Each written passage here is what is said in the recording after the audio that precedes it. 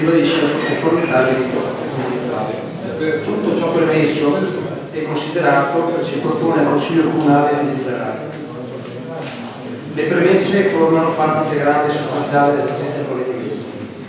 La presente delibera è finalizzata ad assicurare l'economicità della gestione dei servizi pubblici per ribadire la conformità alla disciplina europea e nazionale dei servizi pubblici locali di rilevanza comunitaria, di approvare la relazione tecnica e economica di cui è la premessa ed allegate al presente atto a costituirne parte integrante e sostanziale anche ai sensi e per effetti dell'articolo 34,21 del decreto legge 169 del 2012.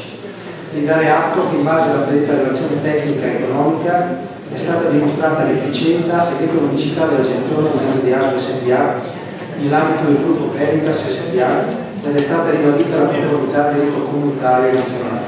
Di confermare, sempre ai sensi e per gli effetti dell'articolo 34 del decreto legge 169 del 2012, che la gestione attualmente espletata a mezzo di ASL SpA facente parte del gruppo Veritas prosegue analogamente alla gestione del servizio di igiene ambientale del gruppo Veritas fino al 26 giugno 2038, salve le differenti durate che dovessero derivare dalla normativa, in particolare quella in domanda, e salve le eventuali misure di scorporo che dovessero risultare in posto della struttura normativa dell'applicazione di quella vigente, di impegnare gli organi e gli uffici di questa amministrazione comunale a porre in essere tutto quanto necessario all'esecuzione della presente deliberazione ed altresì vincolare il rappresentante di questa amministrazione comunale presente negli organi di regolazione a livello di ambito o bacino climale ad operare affinché anche in quelle sedi vengano ribadite per quanto di competenza le statuizioni di cui la presente deliberazione,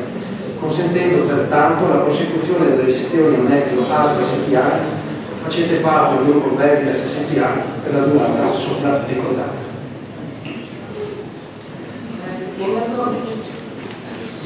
Ci sono interventi? Andiamo ai voti della delibera appena letta. Voti favorevoli? 7 voti favorevoli, voti contrari, 3 voti contrari. Delibera approvata con 7 voti favorevoli e 3 voti contrari.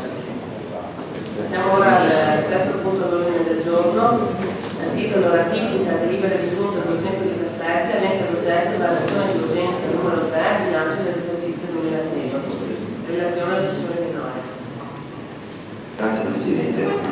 Onorevoli membri del Consiglio Comunale, vista la deliberazione della Giunta Comunale numero 217 del 27 settembre scorso, avente ad oggetto variazione numero 3 di via d'urgenza al bilancio di esercizio 2013, che in copia è allegato per la presente deliberazione, preso atto che la citata deliberazione è stata assunta in via d'urgenza ai sensi dell'articolo 42,4 del decreto legislativo 267 del 2000 ed è conseguentemente da sottoporre a ratifica da parte del Consiglio Comunale nei 60 giorni successivi alla pena di decadenza, travisata la sussistenza dei motivi di urgenza posti a fondamento del suddetto provvedimento, visto il parere favorevole espresso in merito alla revisione dei conti in data 18 novembre, che ovviamente è in copia come allegato nuovamente al presente atto, dal fatto che l'argomento è stato definitivamente sottoposto all'esame della terza commissione consigliare in data 19 novembre ai sensi dell'articolo 10 del vigente regolamento del Consiglio Comunale, visti i pareri di regolarità tecniche e contabili espressi ai sensi dell'articolo 147 bis del decreto legislativo 267 del 2000, dell'articolo 3 del regolamento dei controlli interni in merito alla presente proposta di deliberazione, visto altresì il parere favorevole espresso dal segretario generale ai sensi dell'articolo 49,3 del regolamento sull'ordinamento degli uffici e dei servizi, si propone al Consiglio Comunale la seguente delibera, ovvero di ratificare per effetto di legge la deliberazione di Giunta Comunale numero 217 del 26 settembre 2013, avente ad oggetto variazione numero 3 di urgenza al bilancio di esercizio 2013, che ovviamente viene allegata in copia al seguente atto. Grazie Assessore. Capogruppo Commesso, prego.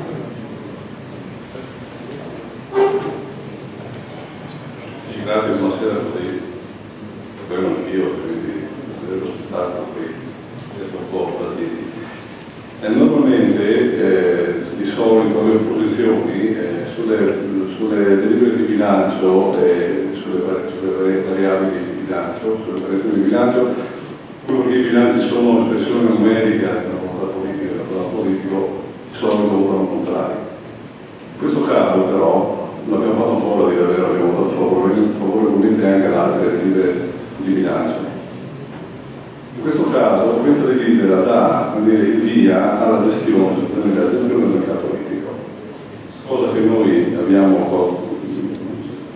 votato favorevolmente a suo tempo, non solo, ma che abbiamo anche sollecitato, mi ricordo nella giornata precedente, le opposizioni avevano fatto un'interpellanza proprio per la gestione comunale del mercato politico.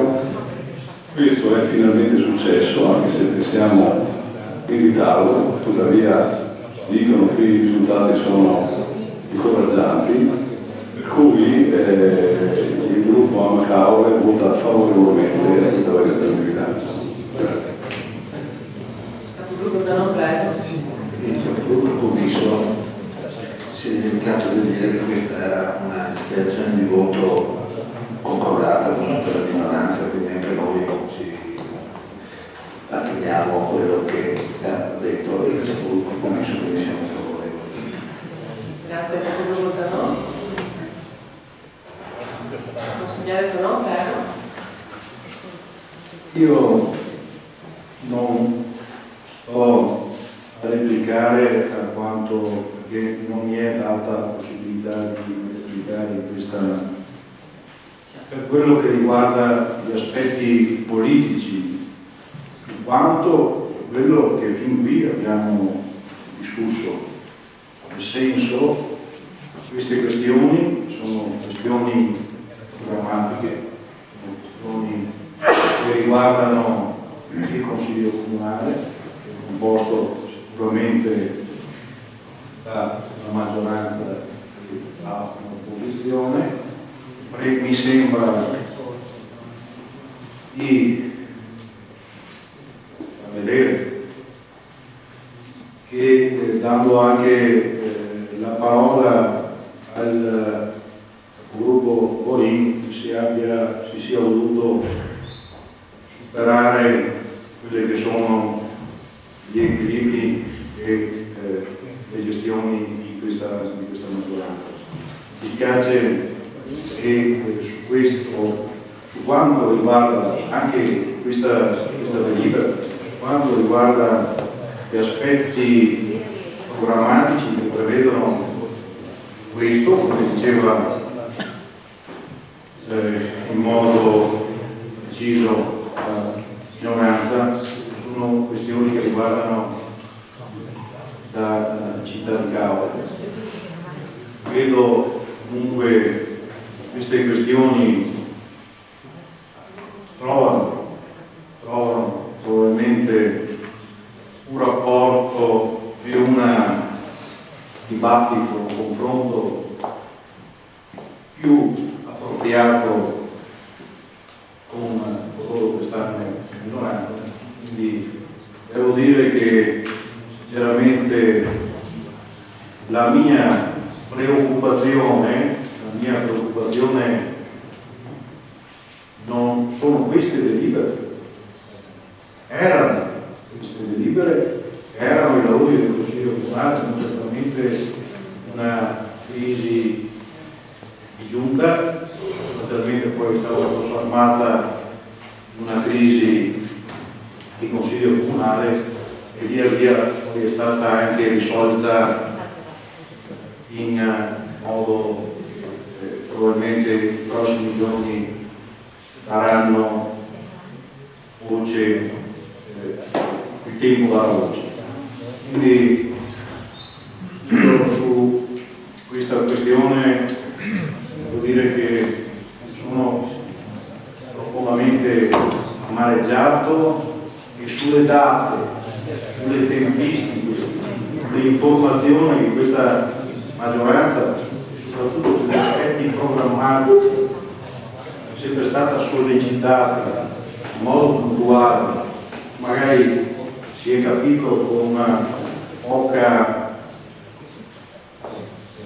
posizione, ma probabilmente con poca volontà di entrare negli argomenti.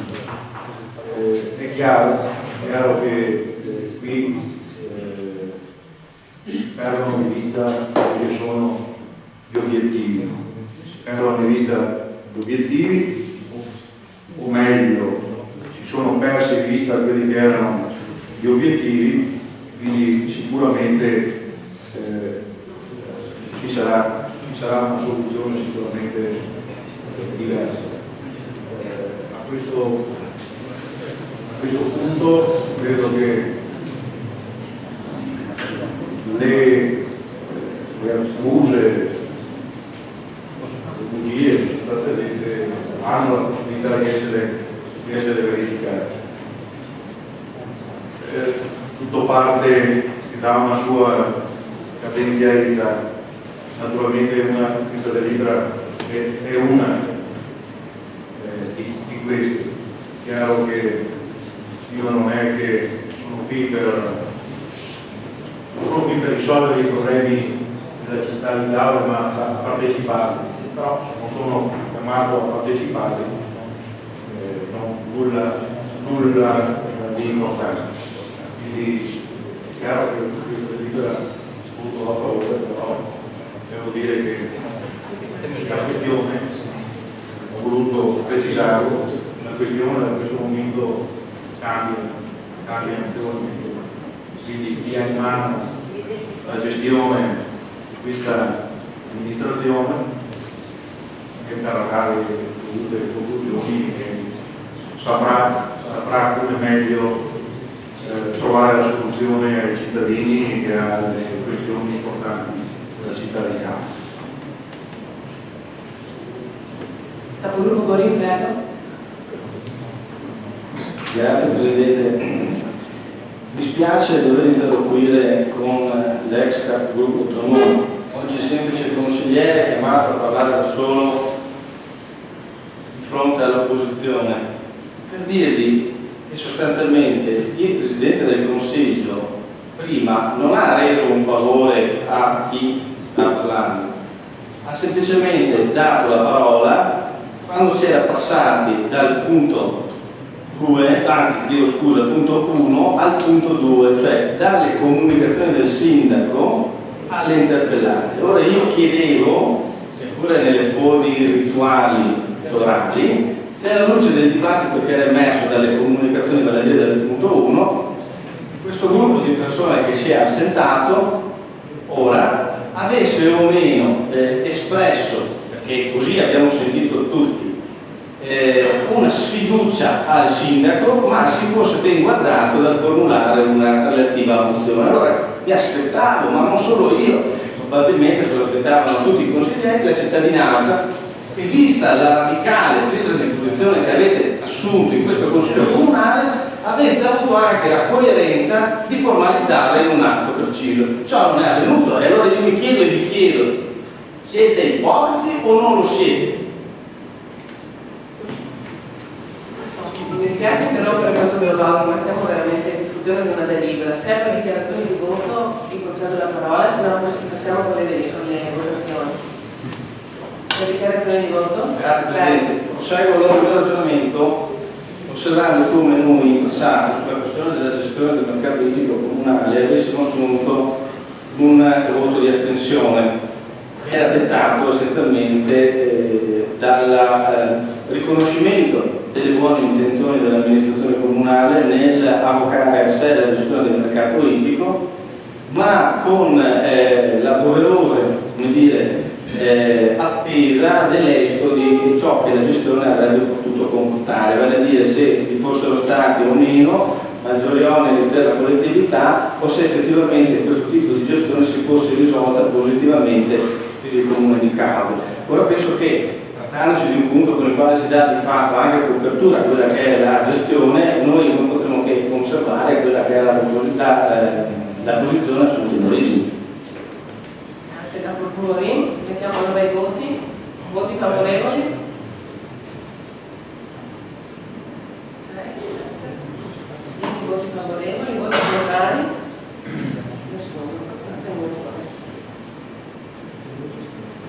Astenuto il voto di Volente.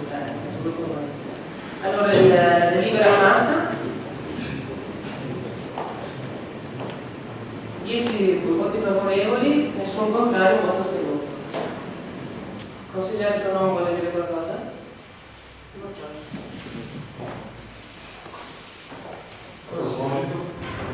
No, mi hanno detto che aveva richiesto la parola. No. Sì, Presidente, è dall'inizio che le chiedo la parola. Adesso mi prende anche in giro, non so, non capisco sostanzialmente se la classica ci fate o ci siete, non so. Lei ha detto come tutti ad avere la parola, le chiedo di attenersi all'argomento trattato. Sì, ma stiamo parlando di il consigliere Bonin parla 5 minuti e non ci si accorge che sta parlando di altre cose. Infatti l'ho interrotto e gli ho chiesto di entrare nell'argomento trattato. Mi sembra di aver usato con tutti lo stesso peso. No, ma lei ha perfettamente ragione, Presidente. Però bisogna avere un periodo, una misura equivalente. Io l'avevo detto più di qualche volta, cioè nelle discussioni, cioè qui si apre una questione diversa, no? E quindi da domani vedremo la questione diversa, quindi anche la gestione dei rapporti tra presidenza del Consiglio o dei rapporti all'interno della maggioranza. Quindi, l'ha detto lei, consigliere, da domani, questa sera chiudiamo ormai le delibere che sono all'ordine del giorno, cerchiamo di portare a conclusione questi lavori. Se lei abbandona l'aula, mi dispiace, è l'ultimo ad abbandonarla. Proseguiamo con il settimo punto all'ordine del giorno. Abbiamo una variazione di bilancio numero 4 e assestamento generale bilancio di previsione dell'esercizio 2013. Variazione bilancio pluriennale 2013-2015. Relazione all'assessore Minoia.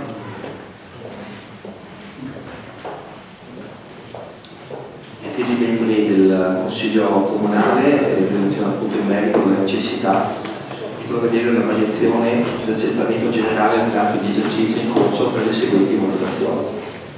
Sul sito internet del Ministero dell'Interno, in attesa del perfezionamento del relativo decreto del Presidente del Consiglio dei Ministri, sono stati spendimenti a dei noti gli importi con i quali ciascun comune contribuisce al finanziamento del fondo di solidarietà comunale e conseguentemente agli importi a ciascun comune spettanti.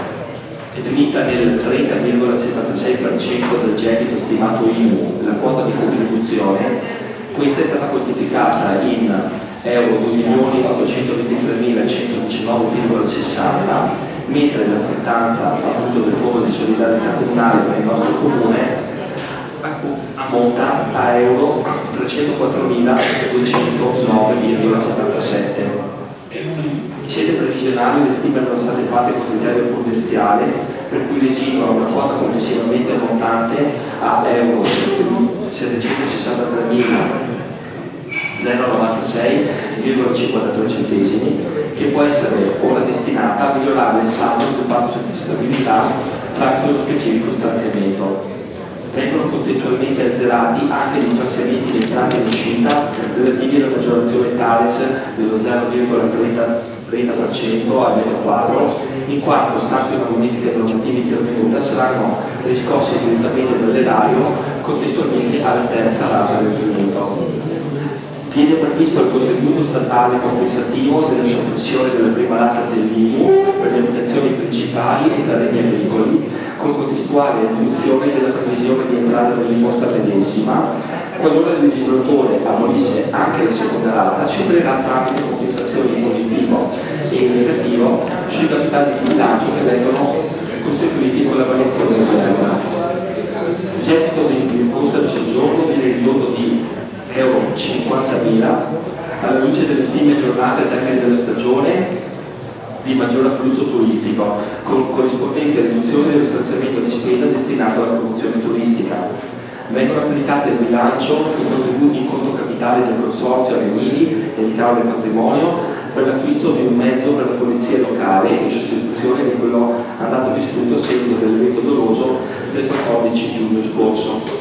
Ulteriore integrazione per 62.300 euro, dallo stanziamento per il rimborso di oneri di urbanizzazione finanziato con maggiori entrate assimilabili, assestamento delle spese per il settore tecnico con un complessivo aumento per euro 45.100 finanziato tramite storno di fondi e maggiori entrate correnti, un incremento delle spese per la sicurezza del territorio per euro 19.000 finanziate tramite storno di fondi e tramite maggiori entrate correnti, incremento delle spese per i servizi relativi al settore finanze per euro 23.000, oltre al rimpinguamento del fondo di riserva per euro 9.890,42 finanziati tramite storno di fondi e maggiori entrate correnti, l'assestamento della gestione finanziaria relativa al mercato idrico, come abbiamo sentito parlare prima, con un incremento di spesa per euro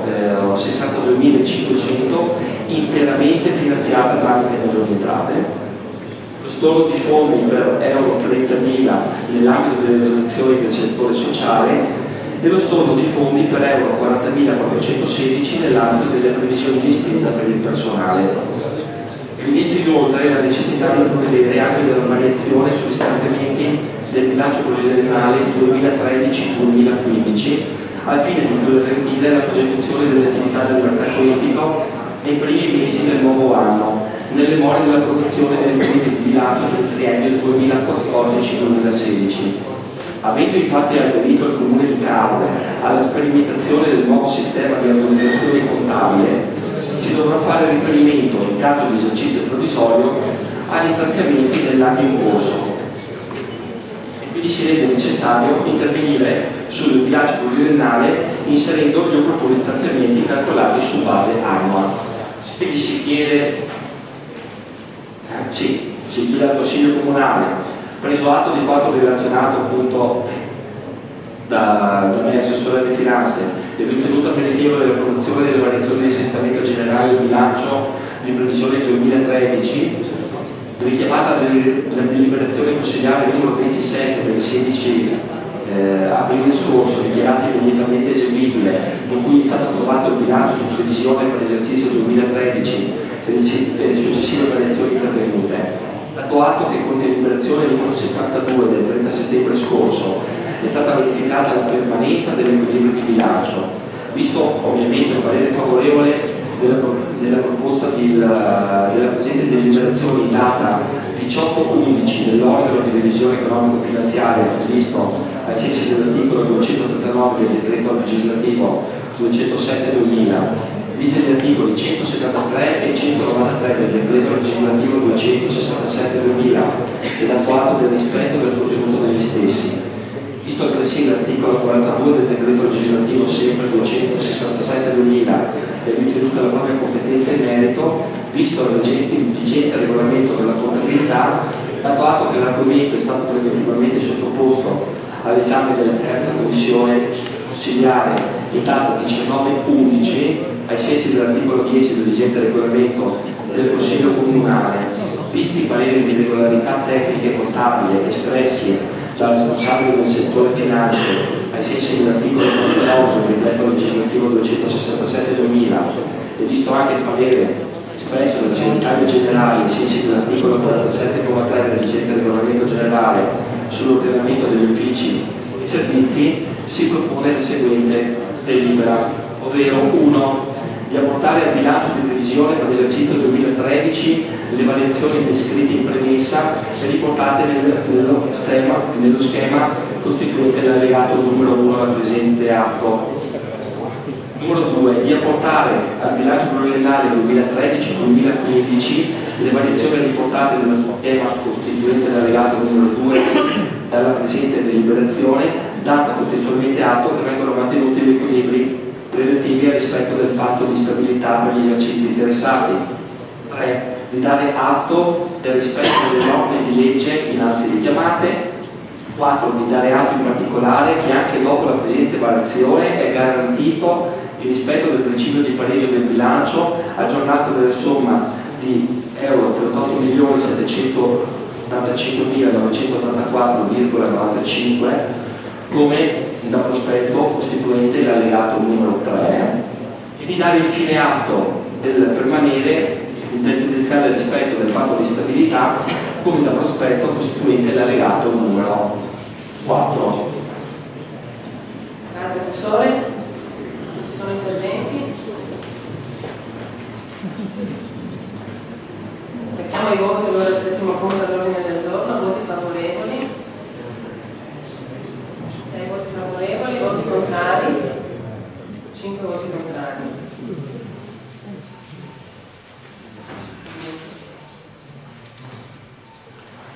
Delibera numero 7 approvata, con 6 voti favorevoli e 5 contrari. Passiamo allora all'ottavo punto dell'ordine del giorno. Approvazione del progetto di ampliamento delle norme tecniche di attuazione dell'ambiente PRGC per la realizzazione di un servizio igienico al piano terra di un alloggio di residenza stabile facente parte di un edificio a schiere in area PEP in via del Meridiano. Relazione al sindaco.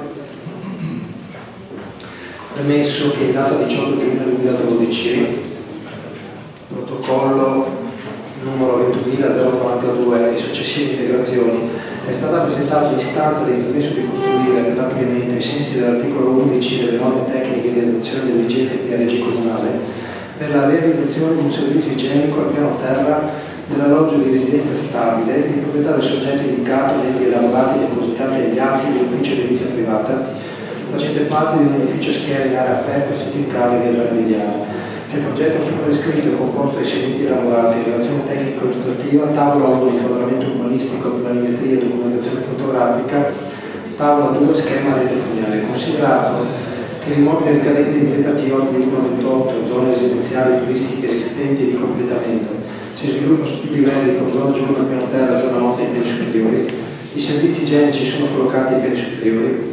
Uno dei richiedenti affetto da una patologia invalidante che gli consente di salire le scale con gravi difficoltà, per cui, come certificato al medico curante in data 27 novembre 2009, necessita di un servizio igienico al piano terra, il responsabile dell'unità operativa semplice igiene urbana e ambiente dell'ASL 10 di Portogruaro, con nota 737 di protocollo 8 gennaio 2010, ha certificato che l'alloggio in questione presenta barriere architettoniche tali ai sensi dell'articolo 5.1 del decreto ministeriale 236.9 non è garantito almeno il requisito della visitabilità. Per conformazione dell'alloggio lungo e stretto non risulta possibile l'ampliamento a contatto con le facciate esistenti, come previsto dall'articolo 11 delle norme tecniche di adozione, in quanto verrebbero ostruite delle aperture necessarie a garantire il regolare rapporto aerante e illuminante dei locali su cui si affacciano. Appare come l'unica soluzione possibile che la proposta, ovvero un elemento staccato dall'edificio principale ma non troppo, in quanto per la patologia a cui è affetto il richiedente è indispensabile realizzare il servizio igienico non troppo lontano dalla porta che immette nel giardino di proprietà e per i suddetti motivi una distanza inferiore ai 10 metri prevista dall'articolo 13 delle norme tecniche di attuazione e dal decreto ministeriale 1444 del 68. Per le disposizioni dell'articolo 11 delle norme tecniche di adozione del vigente piano regolatore comunale, il progetto confrontante un intervento di ampliamento deve essere approvato da questa amministrazione comunale trattandosi di deroga, così come stabilito dall'articolo 42 delle citate NDA. Il progetto è stato esaminato favorevolmente da parte dell'ufficio in data 1 marzo 2011, verbale numero 41 2011. Per ciò premesso, il Consiglio Comunale si propone al Consiglio Comunale di deliberare di approvare il progetto di ampliamento ai sensi dell'articolo 11 dell'NTA del vigente PRG per la realizzazione di un servizio igienico al piano terra dell'alloggio di residenza stabile appartenente al soggetto indicato negli elaborati agli atti dell'ufficio di edilizia privata, facente parte di un edificio schiera in area PEP, sito in cave e via del Meridiano, costituito dai seguenti lavorati: relazione tecnico-illustrativa, tavola 1 quadramento urbanistico e planimetria e documentazione fotografica, tavola 2 schema di rettifoniale. Di esprimere parere favorevole per le motivazioni premesse riportate al rilascio del permesso di costruire per l'esecuzione dei lavori di ampliamento ai sensi dell'articolo 11 della NTA del vigente PRG per la realizzazione di un servizio igienico al piano terra dell'alloggio di residenza stabile appartenente al soggetto indicato negli elaborati agli atti dell'ufficio di edilizia privata, facente parte dell'edificio a schiera in area PEP, sito in cave via della Meridiana. Grazie Sindaco. Sono interventi? Siamo i voti, la norma punto del giorno, voti favorevoli, 11 voti favorevoli, approvato all'unanimità. Passiamo ora al 10° punto all'ordine del giorno. Approvazione del progetto per la collocazione e realizzazione di deposito mortuario servizio della casa di riposo comunale Don Mosquetta. Relazione al sindaco.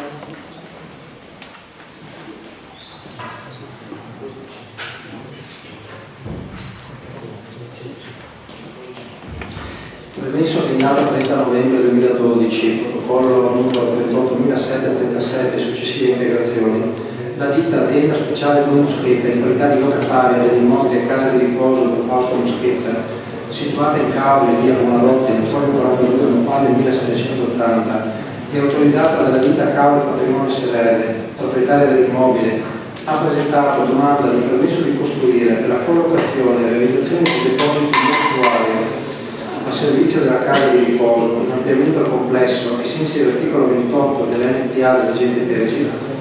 Il progetto sopra descritto è composto dei seguenti lavorati: relazione tecnico-illustrativa, tavola 1 attuale, tavola 2 progetto, tavola 3 comparativa. Che per il progetto sopra descritto sono stati acquisiti i seguenti pareri: ASL 10, Dipartimento di Prevenzione, Servizio Igiene e Sanità Pubblica e Portuale numero 714.426 del 27 novembre 2012, favorevole con prescrizioni. Settore servizi tecnici, in data 5 novembre 2013, parere favorevole. Considerato che l'immobile ricade in ZTOFB, area per attrezzature di interesse comune. Per le disposizioni dell'articolo 28 dell'NPA del vigente PRG, il progetto, comportando l'intervento di ampliamento, deve essere approvato dall'amministrazione comunale. L'edificio è un oggetto di interesse comune. Il progetto è stato esaminato favorevolmente da parte dell'ufficio tecnico urbanistica e edilizia privata in data 18 novembre 2013 con verbale numero 138/2013, dato atto che l'area di collocazione della struttura è di proprietà del comune di Caule e che in data 6 novembre 2013, a seguito delle delibere di giunta comunale numero 202 del 25 agosto 2011 e numero 230 del 10 ottobre 2013, veniva sottoscritta la convenzione di comodato d'uso di area comunale sita in Caule in Fregio di Alti Tropici, porzione della quale 54 del foglio 42, comodato in uso funzionale all'installazione del manufatto da adibire al deposito mortuario delle dimensioni di metri 4x10, tanto premesso si chiede al Consiglio Comunale di deliberare di approvare il progetto per la collocazione e realizzazione di deposito mortuario a servizio della casa di riposo comunale Don Mosquetta, ai sensi dell'articolo 28 dell'NPA del vigente PRG, situata in Caule, via Buonarroti, foglio 42, Nopale 1754, porzione di concessione, costituito dai seguenti lavorati: relazione tecnica e illustrativa, tavola 1 attuale, tavola 2 progetto, tavola 3 comparativa. Di esprimere parere favorevole per le motivazioni in premessa riportate al rilascio del permesso di costruire per l'esecuzione di lavori di collocazione di struttura da destinare al deposito mortuario ai sensi dell'articolo 28 dell'NPA del vigente PRG a servizio della casa di riposo comunale Don Mosquetta situata in Caule, via Buonarroti, nel foglio 42, sulla quale 1780 sulla quale 54 porzioni di concessione. Per il progetto presentato dall'azienda speciale Don Mosquetta, locataria autorizzata dalla ditta Caule Patrimonio SRL in data 30 novembre 2012 e successive integrazioni per un edificio di interesse comune. Grazie Sindaco. Ci sono interventi? Gruppo Borin, prego. Grazie Presidente, era solo perché ci chiedevamo. Noi adesso stiamo discutendo il punto 10, ma in realtà dovevamo discutere il punto 9, quindi la discussione, la delibera è relativa al punto 10. Chiedo scusa, invertiamo l'ordine, chiedo scusa proprio per questa era. Allora mettiamo in voto il punto 10, la delibera per l'approvazione del progetto per la collocazione e realizzazione di deposito mortuario a servizio delle case di riposo comunale Don Mosquetta. Voti favorevoli? 11 voti favorevoli, passa all'unanimità. Trattiamo ora il 9° punto all'ordine del giorno, modifiche al regolamento edilizio, recepimento della legge regionale 1299, recupero dei sottotetti esistenti ai fini abitativi, approvazione variante ai sensi dell'articolo 50 della legge regionale 61 dell'85. Indicazione al sindaco. Premesso che il Comune di Caule, adottato del regolamento edilizio comunale, ha approvato con deliberazione del Consiglio Comunale numero 32 Tale regolamento è stato oggetto di una modifica con deliberazione di Consiglio Comunale numero 14 maggio 2011 al fine di adeguare lo stesso alle disposizioni di leggi nazionali in materia di inquinamento acustico ed adempimento ai sensi dell'articolo 79 bis della legge regionale numero 61/85 lavori di quota.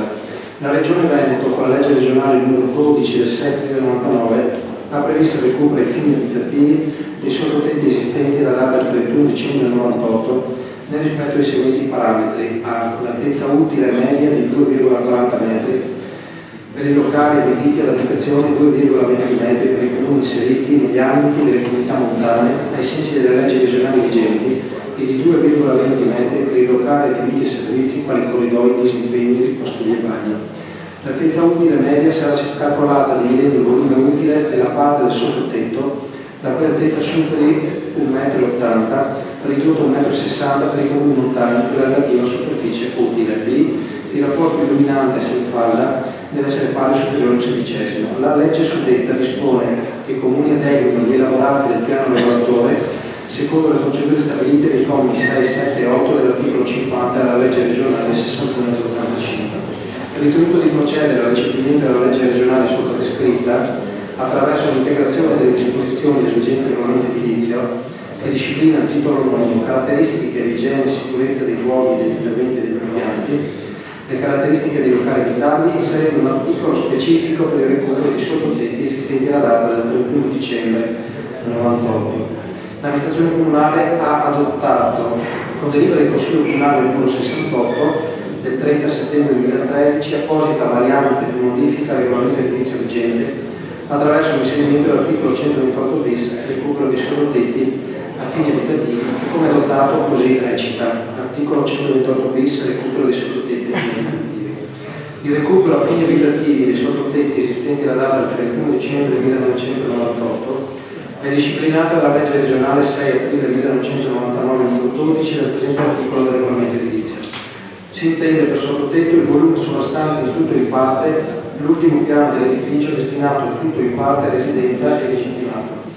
Per il recupero devono essere rispettati i seguenti parametri: l'altezza utile media di 1,240 m per i locali abitabili e di 1,20 m per i locali adibiti ai servizi quali corridoi, disimpegni, secondi bagni, spogliatoi e magazzini. L'altezza utile media sarà calcolata dividendo il volume utile della parte del sottotetto la cui altezza superi 1,80 m per la relativa superficie utile.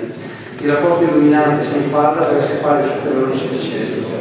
Gli interventi edilizi per il recupero a fini abitativi dei sottotetti si definiscono come interventi di ristrutturazione edilizia ai sensi dell'articolo 3, lettera D del testo unico dell'edilizia. Gli interventi devono avvenire senza alcuna modificazione dell'altezza di colmo e di ronda, nonché delle linee di pendenza delle falde, fatto salvo quanto previsto nella legge 9 gennaio 91 numero 10. Le aperture luce degli edifici ricadenti nella zona territoriale omogenea A, nel rispetto del grado di protezione assegnato dagli strumenti urbanistici, dovranno essere in falda. Le aperture luci degli edifici ricadenti nelle altre zone territoriali, anche in ambito di interesse paesaggistico ambientale e comunque nel rispetto del grado di protezione assegnato dagli strumenti urbanistici, dovranno essere in falda o con abbaini se coerenti con il tipo edilizio. Gli abbaini, nel rispetto delle tipologie ammesse dalle norme tecniche di adozione del piano regolatore per le varie zone omogenee, dovranno avere dimensioni contenute al fine di garantire il rapporto illuminante di quel comma precedente da essere realizzati entro la falda e non in linea continua con il colmo.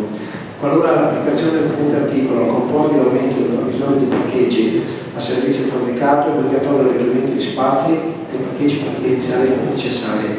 Nelle zone territoriali omogenee A, B e C1, ove sia dimostrata l'impossibilità di reperire e o realizzare i posti auto nell'edificio, nell'otto loro decenze è ammesso il pagamento di una somma equivalente alla monetizzazione delle aree per parcheggio derivanti da tale applicazione.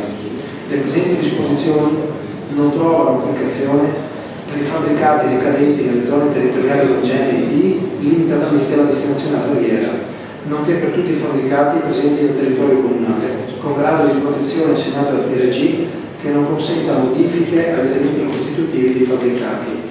Grado 1, 2, 3A, articolo 12 NPA di PRG e valore tipologico 4 per l'articolo 8 dell'NPA del variante al piano regolatore per zone agricole.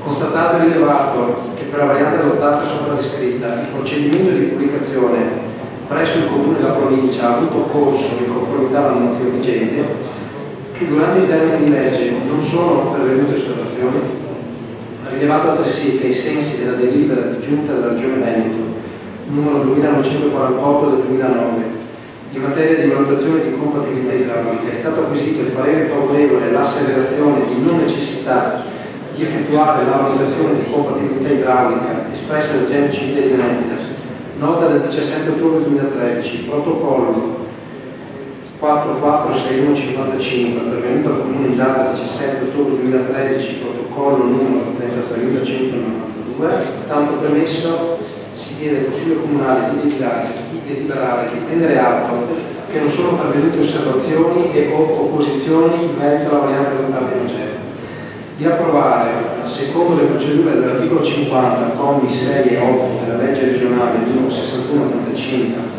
come prevede la legge regionale numero 12 del 99, modifica il vigente regolamento di edilizio comunale, inserendo nella parte seconda disciplina delle attività edilizie e vigilanza, titolo 9 capo secondo, l'articolo già citato in premessa.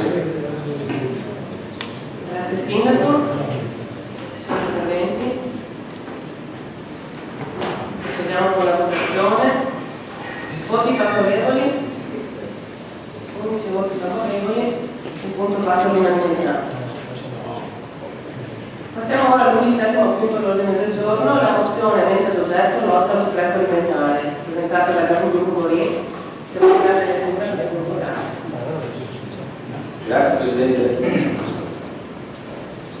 Mozione avente ad oggetto lotta allo spreco alimentare. Premesso che tra gli squilibri più evidenti che caratterizzano la società moderna, quello alimentare è senz'altro il più grave da subito connotati di un vero e proprio paradosso. A fronte di oltre 1 miliardo di persone che soffrono per la mancanza di cibo, un numero equivalente si ammala per cause connesse all'eccessiva alimentazione, quali sovrappeso, diabete e malattie cardiovascolari. Dati recenti evidenziano che solo il 10% delle morti per fame è provocato da grandi carestie. Il resto è causato da malnutrizione cronica dovuta ad una complessità di alimenti che vanno dai meccanismi del sistema economico globale fino agli effetti dei cambiamenti climatici.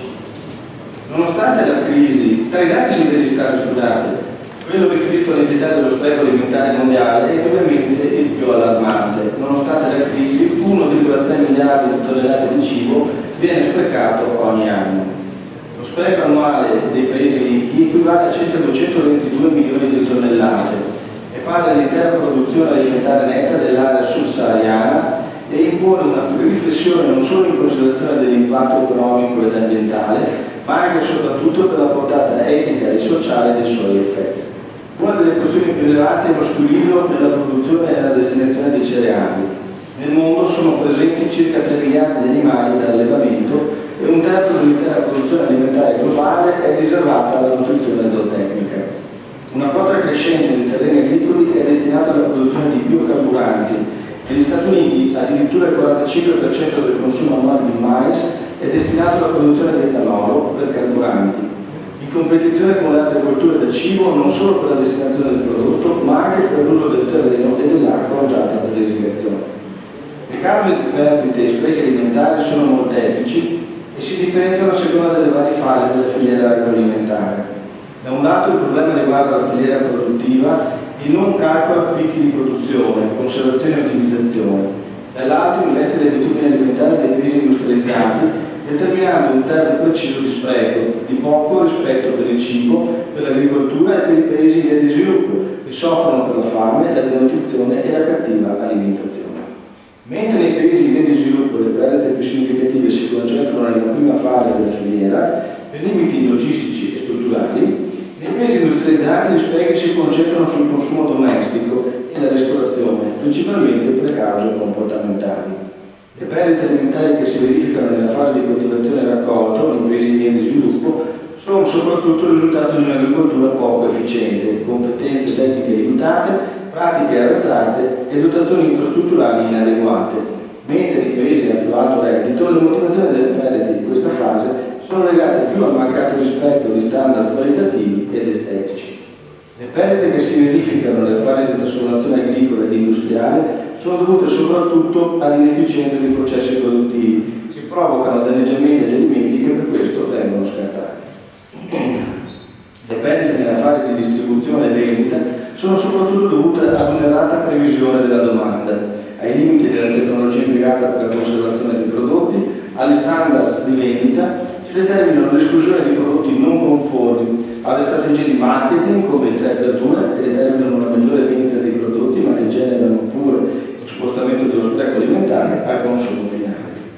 Gli sprechi nella fase finale di consumo domestico e ristorazione sono dovuti soprattutto alla errata pianificazione degli acquisti, all'inadeguata conservazione del cibo, all'errata interpretazione delle etichette di scadenza degli alimenti, alla scarsa consapevolezza dell'impatto economico e ambientale degli sprechi alimentari.